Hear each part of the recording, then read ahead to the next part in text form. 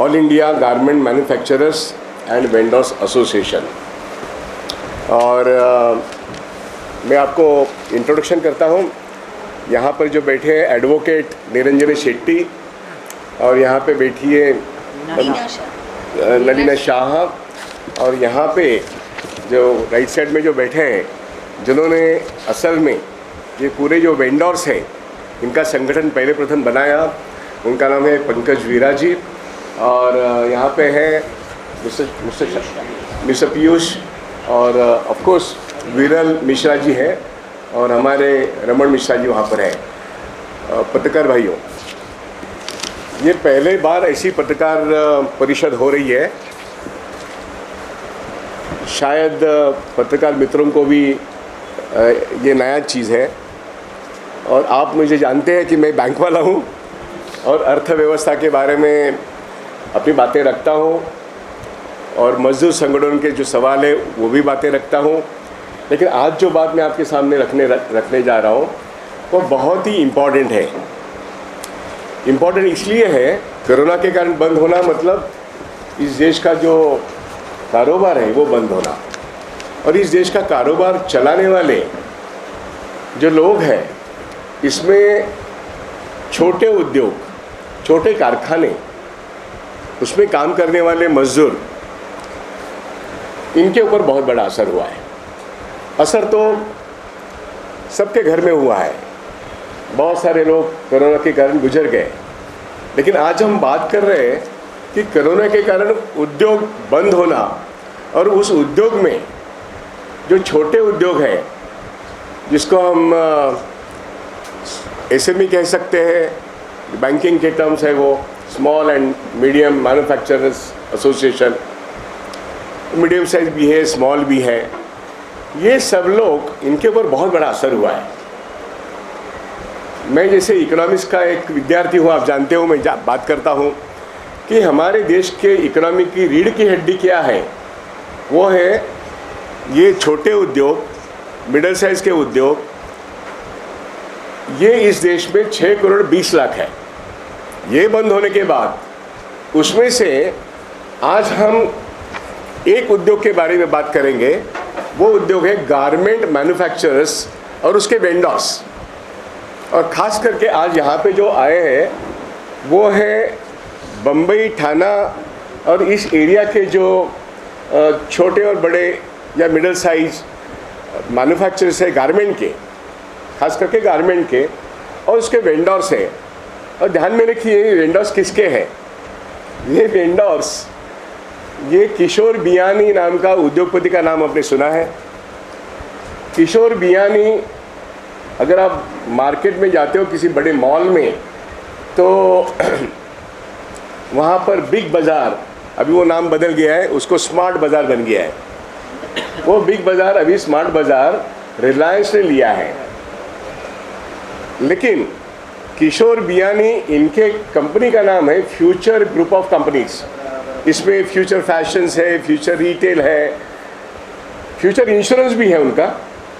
ऐसे बहुत सारी कंपनीज उनके हैं, और ये देश के बड़े उद्योगपति हैं।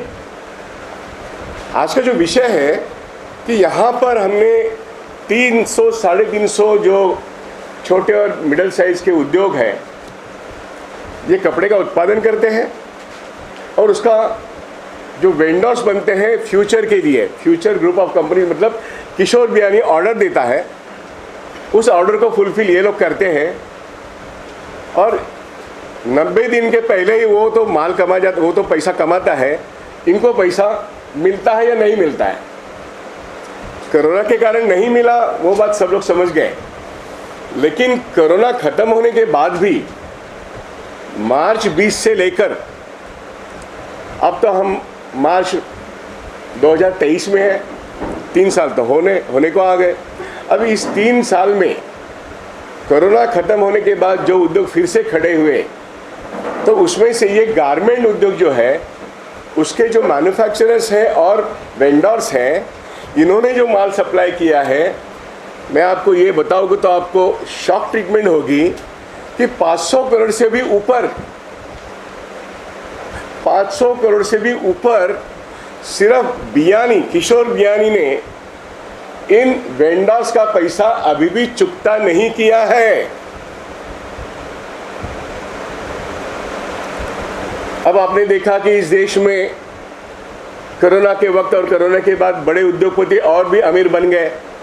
इनकी तो बहुत बड़ी लिस्ट आपके सामने मैं देता रहा हूं। इसमें बियानी एक नाम है, लेकिन बियानी पैसा कमा के निकल जाते हैं, लेकिन इनका जो ऑर्डर फुलफिल किया है तो इनका पैसा नहीं देते हैं। ये एक बहुत गंभीर मामला है। अब अगर पैसा नहीं दिया तो इनके जो बैंक अकाउंट्स हैं, इन्होंने भी बैंक के कर्जे लिए हैं। मान लो किसी ने 50 लाख लिया है, किसी ने 25 लाख लिया है, किसी ने 1 करोड़ लिया है। अगर किशोर बियानी ये फ्यूचर ग्रुप का मालिक इनके ऑर्डर के मुताबिक इनको पैसा नहीं देता है, तो ये अपने पास जो 100, 150, 200 लोग काम करते हैं उस उत्पादन में, उनको कहाँ से पैसा दे? तो संकट सिर्फ ये 300, 350 लोगों तक सीमित नहीं है। वो 300, 350 लोग, हर एक छोटा मैन्युफैक्चरर और वेंडर अपने अंडर 200, 300 लोगों को काम देता ही है ना। इसलिए मैंने कहा, जो मैंने बहुत बार कहा है, कि इस देश की इकोनॉमी में 6 करोड़ 20 लाख छोटे और बड़े उद्योग हैं। उसमें से ये गारमेंट इंडस्ट्री में इसी बम्बई शहर के आसपास के लोग ये महसूस कर रहे हैं कि एक बड़ा उद्योगपति हमारा पेमेंट नहीं दे रहा है और वो अपना उद्योग दूसरे को बेचता है। आप जानते हैं कि रिलायंस रिटेल इंडस्ट्रीज को ये उद्योग बेचा गया है। ये मामला सुप्रीम कोर्ट में अमेजॉन के बेजोस, रिलायंस के अंबानी और फ्यूचर ग्रुप के ये हमारे बियानी जी, इनमें ये मामला पिछले 2 साल से चल रहा है। वहाँ पर मामला चल रहा है, दिल्ली हाई कोर्ट में चल रहा है, और नेशनल कंपनी लॉ ट्राइब्यूनल में भी ये मामला चल रहा है। इनके लिए वहाँ पे कोई तो रिजोल्यूशन प्रोसेस है कानून में, जिस कानून को इंसॉल्वेंसी बैंकिंग कोड कहते हैं। मैं बैंकिंग व्यवस्था का एक आदमी हूँ, लेकिन उस कानून में हमारे लिए क्या राहत है? हम अपना रिजोल्यूशन 500 करोड़ का हो या और भी हो, 200 करोड़ का हो, 300 करोड़ का हो, कुछ भी हो, क्या अकेले जाके कोर्ट में लड़ सकते हैं? कानून में प्रावधान क्या है? इसलिए सरकार को ऐसी परिस्थिति में इंटरवीन करना चाहिए, हस्तक्षेप करना चाहिए। और ये जो इस देश के प्राइम मिनिस्टर बार बार बोलते हैं कि ये जो बड़े लोग हैं ना,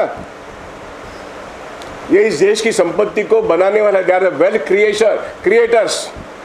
पर असल में देखा जाए तो ये जो छोटे और मध्यम साइज के जो उत्पादक है, मैन्युफैक्चरर्स है और वेंडर्स है, they are really the wealth creators, because they are deploying 200 to 300 people.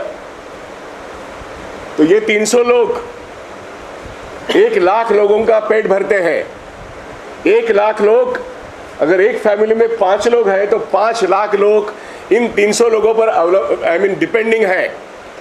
तो कहने का मतलब किशोर बियानी अब 300 लोगों को 2020 से लेकर 2023 तक एक रिटर्न एश्योरेंस देता है। वो आपको दूंगा मैं, जो 2020 के मेरे ख्याल से नवंबर दिसंबर में दिया है, उसकी कॉपी रमन मिश्रा जी देंगे। वो एक रिटर्न एश्योरेंस है कि I shall make all your payments. लेकिन आज मार्च 2023 आया, वो पेमेंट्स नहीं आए और वहाँ पर झगड़ा चल रहा है Amazon, Reliance retail and future का बिग बाजार, स्मार्ट बाजार बन चुका है। अब हमारा पैसा कौन देगा? हम तो किशोर बियानी को माल देके, वहाँ पे हमारा माल है, हमारा अभिजीत माल जो है उस माल को कौन उठाएगा? हमारे पहले वाले माल का पैसा कौन देगा? ये सारे सवाल इस देश की अर्थव्यवस्था में बहुत महत्वपूर्ण है। इनका 300 से 500 करोड़ वसूल होना नंबर 1 की बात। इसके लिए सरकार हमारे लिए क्या करेगी? उन्होंने बहुत बड़े बड़े लोगों को बहुत बड़े बड़े रिलीफ पैकेज दिए। मैं बैंक वाला हूँ इसलिए मैं फिर से बोलता हूँ, जितने बड़े कारपोरेट उद्योगपति इस देश में हैं इनके पिछले 7-8 साल में मैंने आपके सामने आंकड़े दिए हैं, 10 से 12 लाख करोड़ लोन वेवर हो चुके हैं, राइट ऑफ हो चुके हैं बैंकों के बैलेंस शीट से as per the RBI policy. लेकिन ये जो स्मॉल एंड मीडियम सेक्टर जो है अर्थव्यवस्था में, जो रीढ़ की हड्डी बन के लोगों को रोजगार देने वाले, और मैं अगर एक आंकड़ा बोलूँ आपको तो ध्यान से सुनिए, इस देश की जीडीपी में, इस देश की ये जो स्मॉल और मीडियम उत्पादक है, इनका 40% जीडीपी में हिस्सा है। 40%। तो इकोनॉमी कौन चलाता है? ये जो गारमेंट मैन्युफैक्चरर्स और वेंडर्स की मैं बात कर रहा हूँ, कुल मिला के इस देश के जो स्मॉल और मीडियम साइज के वेंडर्स और उत्पादक हैं, ये देश चलाते हैं। बड़े कारपोरेट्स इनका खून चूसते हैं, और अल्टीमेटली होता ये है कि इनके पास काम करने वाला मजदूर उनको पेमेंट नहीं मिलता, क्योंकि इन्होंने बैंकों से जो कर्जे लिए ये उनके तो माफ़ होते हैं, इनके नहीं माफ़ होते। आरबीआई ने कोरोना के वक्त एक लोन रिस्ट्रक्चरिंग का पैकेज 3 महीने के लिए दिया था। वो 3 का 6 महीना हुआ, 6 का 9 महीना हुआ, 9 का साल भर हो गया। आखिर वो रिस्ट्रक्चर्ड अकाउंट है ना। मेरी मुद्दल ब्याज मेरे को 1 साल में देने की ज़रूरत नहीं पड़ी, क्योंकि वो एक रिलीफ था। लेकिन 1 साल के बाद मुद्दल और ब्याज मुझे देना तो देना है ना। कहाँ से दूँ? बियानी मुझे पैसा नहीं देता है तो मैं कहाँ से दूँ? तो मैं नॉन परफॉर्मिंग एसेट बन जाता हूँ। नॉन परफॉर्मिंग एसेट वहाँ बन गया तो सिविल में से मेरा नाम काट दिया जाता है, मुझे और कोई पैसा नहीं देगा, तो मैं जाऊँ कहाँ? मैं आपके सामने, पत्रकारों के सामने ये सवाल खड़ा कर रहा हूँ कि सरकार ये जो छोटे उद्योग, मिडिल साइज के उद्योग करने वाले लोग, पर्टिकुलरली गारमेंट में जिनका बियानी ने, किशोर बियानी फ्यूचर ग्रुप ने पैसा नहीं लौटाया है, वो पैसा वसूल करने के लिए सरकार कौन सा इंटरवेंशन करेगी? ये सवाल नंबर 1। हम सोचते हैं कि सरकार को ये करना चाहिए, लेकिन सरकार नहीं करती है। 2-3 साल से देखा। रिजर्व बैंक ऑफ इंडिया को चाहिए कि आपने लोन वेवर बहुत लोगों का किया, हम तो बर्बाद हो रहे, हमारा लोन वेवर की बातें सोचो, हमारे लिए कोई एक पैकेज की बात सोचो। इसके लिए हम all India garment manufacturers and vendors association की तरफ से रिजर्व बैंक ऑफ इंडिया की जो पॉलिसी मेकिंग बॉडी है उनको एक पेपर देंगे, और हमारे लिए ऐसे संकट में परिस्थिति में कोई एक रिलीफ पैकेज दे, इसकी हम मांग करेंगे। अभी तो बजट सेशन चल रहा है। बजट सेशन में बहुत कुछ कहा जाता है कि हमने इन क्षेत्र के लिए इतना दिया, उस क्षेत्र के लिए उतना दिया है। अभी बजट पास नहीं हुआ। हम पार्लियामेंट में 6 अप्रैल तक कभी भी जा सकते हैं, और हमारी जो गुजारिश है, ये जो बात आपके सामने हम रखते हैं, वही बात लिखित रूप से हम हर मेंबर ऑफ पार्लियामेंट के सामने रखेंगे, चाहे वो सत्ता पक्ष हो, चाहे वो विपक्ष हो। जितने भी लोग हैं, सबको इस देश की इकोनॉमी के बारे में सोचना है, और इस इकोनॉमी में ये जो 40% जीडीपी में कंट्रीब्यूट करने वाला एक तबका है जो बहुत महत्वपूर्ण है, तो इसका जो एक्सप्लॉयटेशन हो रहा है, इसके ऊपर जो अन्याय हुआ है, इस अन्याय को दूर करने के लिए कोई एक कानून ठीक से है क्या? मैंने आपको बताया, इंसॉल्वेंसी बैंकिंग कोड में ऊपर झगड़ा चल रहा। किशोर बियानी का क्लेम, मुकेश अंबानी का क्लेम, उसको चैलेंज करने वाला अमेजॉन का बेजोस, सब लड़ रहे हैं। वहाँ पे मैं आपको बता दूँ, अभी जो एनसीएलटी में केस है, वहाँ पे रिजोल्यूशन के लिए 15,000 करोड़ के क्लेम्स हैं, और हमारे 500 करोड़ के क्लेम्स कौन देगा भाई? हमारे लिए आईबीसी में रास्ता ही नहीं है। इसलिए हम मेंबर ऑफ पार्लियामेंट के पास जाएंगे, हम उनको ये बताएंगे कि you are the law makers, see that the IBC law is amended and also provide us a relief road in the IBC, ताकि हम हमारा क्लेम, किशोर बियानी पता नहीं क्या करेगा, लेकिन हम तो आंदोलन उसके खिलाफ जंग लड़ रहे हैं। हम यहाँ पे आपके सामने बात करेंगे। हम रास्ते की लड़ाई करने के लिए बहुत बार रास्ते पे आए, कुछ हद तक मीडिया ने हमें पब्लिसिटी दी है, लेकिन ये मामला सिर्फ पब्लिसिटी से सॉल्व नहीं होगा। इसलिए हम सारे पॉलिटिकल पार्टी के मेंबर ऑफ पार्लियामेंट और जो पीपल्स रिप्रेजेंटेटिव हैं उनके पास जाएंगे और उनको कहेंगे कि आप संसद में ये सवाल उठाओ। हाँ, असेंबली में भी ये सवाल उठ सकता है, हर राज्य के असेंबली में ये सवाल उठ सकता है। तो हम इसके ऊपर एक जनमत बनाना चाहते हैं। We want that people should form a opinion against what the corporates are doing in India. नाम लेके बोलना है तो सारे 50 बड़े कॉर्पोरेट्स आएंगे, लेकिन आज तो हम किशोर बियानी के तरफ उंगली कर रहे हैं, क्योंकि किशोर बियानी ने हम 300-350 वेंडर्स का 500 करोड़ से भी ज़्यादा पैसा दिया नहीं है, और इसलिए हम अकेले जाके लड़ नहीं सकते। कोर्ट में हमारे लिए कोई एक प्रावधान नहीं है। तो इन सब बातों को मैंने आपके सामने रखा है। हम इकोनॉमी में रीढ़ की हड्डी है, और इसलिए हम हर शहर में जाएंगे। हम जानते हैं कि भिवंडी है, यहाँ पे टेक्सटाइल है। हम जानते हैं कि सोलापुर, इचलकरंजी महाराष्ट्र में ये 2 बड़े सेंटर है। हम जानते हैं कि कर्नाटका में बेलगाम है, तमिलनाडु में कोयम्बतूर, तिरुपुर है, बहुत सारी जगह है जहाँ पे टेक्सटाइल गारमेंट होता है।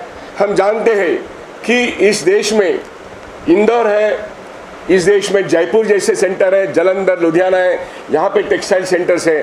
हम हर जगह जाके जो गारमेंट वेंडर्स है इनका संगठन, जो हमने ऑल इंडिया एक प्लेटफॉर्म बनाया है, इसके तहत इस देश के लाखों लोगों को मजबूती से इकट्ठा करेंगे और अपनी आवाज़ इस साल में और अगले साल में बार बार उठाते रहेंगे, क्योंकि हम इस देश के इकोनॉमी में रीढ़ की हड्डी है। हम देश के वेल्थ क्रिएटर हैं, लेकिन हम पर अन्याय हो रहा है, और इस अन्याय के खिलाफ एक जंग छेड़ने के लिए आज पहली प्रेस कॉन्फ्रेंस मैंने आपके सामने रखी।